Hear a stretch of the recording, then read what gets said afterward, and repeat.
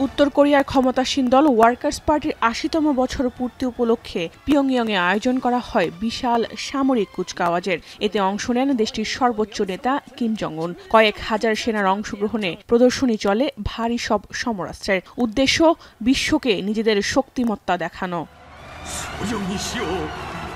যুদ্ধময় বিশ্বে হরহামেশা এমন ক্ষেপণাস্ত্র ও নিউক্লিয়ার পাওয়ার হেডের প্রদর্শনী করে উত্তর কোরিয়া। এবার সামনে আনলো আন্তঃমহাদেশীয় সবচেয়ে শক্তিশালী ব্যালিস্টিক ক্ষেপণাস্ত্র হওয়াসং-20 ICBM। দেশটির রাষ্ট্রীয় বার্তা সংস্থা KCNA এর বরাতে এ তথ্য জানিয়েছে আল জাজিরা।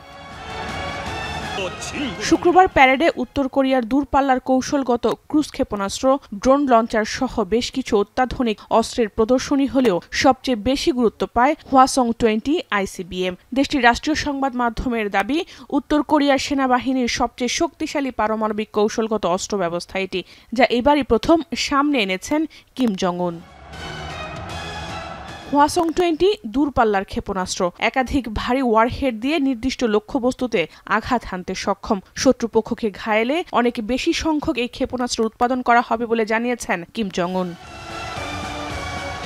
কয়েক সপ্তাহ আগে উত্তর কোরিয়া কার্বন ফাইবার দিয়ে তৈরি নতুন সলিড ফুয়েল রকেট ইঞ্জিন পরীক্ষার ঘোষণা দিয়েছিল। নতুন প্রজন্মের এই ICBM ব্যবহারের জন্যই ইঞ্জিনটি তৈরি করা হয়েছে বলে দাবি পিয়ংইয়ংয়ের। KCN জানায়, এই ইঞ্জিনে 1971 কিলোনিউটন শক্তি উৎপাদন করতে সক্ষম, যা পূর্বের সব উত্তর কোরীয় রকেট ইঞ্জিনের চেয়ে সবচেয়ে শক্তিশালী।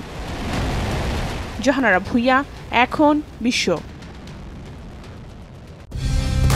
কালার এক্সপার্ট, জর্জ স্যাপ এবং মাইল্ড অন হ্যান্ডস টেকনোলজি সমৃদ্ধ অরিক্স ক্রিস্টাল ওয়াশ আপনার লন্ড্রি এক্সপার্ট।